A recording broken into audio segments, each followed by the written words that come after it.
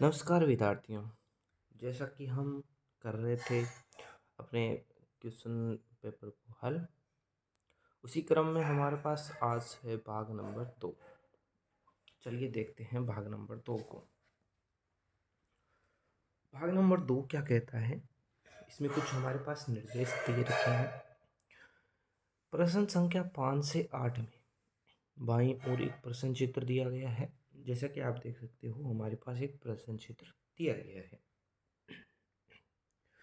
तथा दाईं ओर ए, बी, सी और डी चिन्हित 4 उत्तर क्षेत्र दिए गए हैं। देखिए, ए है हमारे पास, बी है हमारे पास, सी है हमारे पास और डी हमारे पास है, दे रखे हैं हमें। अब ये कह रहा है कि उत्तर चित्रों में से प्रश्न चित्र के समरूप चित्र को चुनें। अब यानी कि यहाँ पे जो प्रश्न चित्र है, इसके जैसा ही दिखने वाला उत्तर चित्र हमें ढूंढना है और वही चीज़ करनी है कि अपने उत्तर को दर्शाने के लिए हमें ओपन शीट का ध्यानपूर्वक, ठीक है ना, ध्यानपूर्वक उत्तर दीजिए। ठीक है, देखिए 5 नंबर क्वेश्चन हमारे पास इस प्रकार से क्या कहता है। सर्वप्रथम इसने रखा है 1, 2 और 4। क्या रखा है? 1, 2 और 4 हम खोजने का प्रयास करते हैं। यहाँ पे देखोगे 1, 2 और 3, जबकि हमारे पास क्या आना चाहिए था? 4।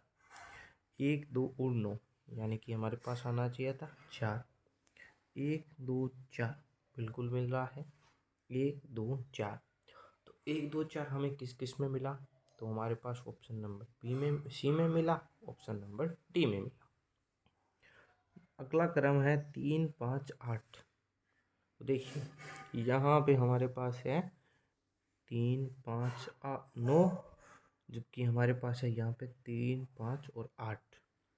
तो हमारे पास यहाँ पे प्यारे विद्यार्थियों है 3, 5 और 8। तो इसके कारण हमारे पास ऑप्शन कौन सा हो गया? नमस्कार प्रिय विद्यार्थी। तो यहाँ पे हमारे पास ऑप्शन हो गया 3, 5 और 8 वाला, यानी कि डी ऑप्शन इसका राइट आंसर हो गया। चलिए अगले क्वेश्चन की तरफ बढ़ते हैं।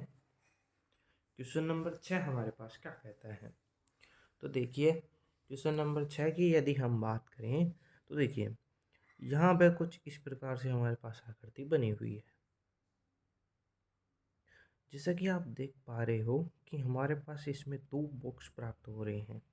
इसमें भी 2 बॉक्स हैं, इसमें भी है और इन दोनों में नहीं है।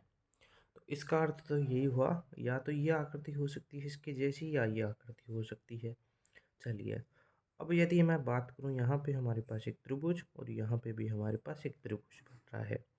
तो यहाँ पे एक छोटा छोटा त्रिभुज बन रहा है, जबकि यहाँ पे आप देखोगे पूरा इस प्रकार से त्रिभुज बन रहा है। तो बिल्कुल 6 के लिए हमारे पास बी ऑप्शन एकदम सही आंसर हो गया। चलिए अब बढ़ते हैं अपने 7वें और 8वें क्वेश्चन की तरफ। 7वें क्वेश्चन में एक त्रिभुज दिया गया है जो कि हम सभी के अंदर देख पा रहे हैं। सबसे पहले यदि हम बात करें इस भाग की, तो हमारे पास कुछ इस प्रकार की इस तरफ मुड़ी हुई आकृति हमें प्राप्त करनी है। इसमें देखें तो इस तरफ ही है, इसमें इस तरफ है, इसमें इस तरफ और इस तरफ, यानी कि बी नंबर ऑप्शन सबसे पहले हमारे पास बाहर हो गया, क्योंकि इसमें जो आकृति है वो अलग है। अब हम नेक्स्ट देखें तो इस प्रकार से, इस प्रकार से, लेकिन यहाँ पे नीचे और यहाँ पे भी नीचे। तो इसका मतलब ऑप्शन नंबर ए हमारे पास इसका राइट आंसर हो गया। लेकिन यदि हम इसको सबसे पहले देखते तो हमारे पास ये इन दोनों में प्राप्त होती है ना। तो इसलिए हमारे पास थोड़ा थोड़ा हमें प्रत्येक आकृति में ध्यान देना है। अब हमारे जो अंतिम क्वेश्चन है इस भाग का, उसकी तरफ पढ़ते हैं। तो 8वां नंबर क्वेश्चन हमारे पास कुछ इस प्रकार से आकृति बनी हुई है, आप देख पा रहे हो। तो यहाँ पे सबसे पहले हमारे पास चारों में इस प्रकार से आकृति प्राप्त हुई।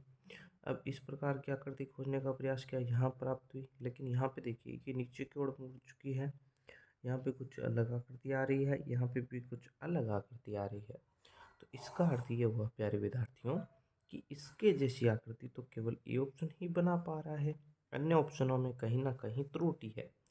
अब यदि मैं इसमें देखूँ तो यहाँ पे देखिए ये क्रम सही है, ये क्रम पूरा सही है, ऊपर वाला भी सही है, लेकिन ये 2 नंबर जो क्रम है हमारे पास इसका, वो गलत हो रहा है।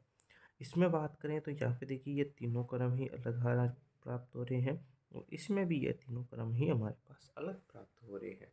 तो देखा प्यारे विद्यार्थियों कितना सरल है इन प्रश्नों को हल करना। तो इसी प्रकार से हम भाग नंबर 3 को देखेंगे।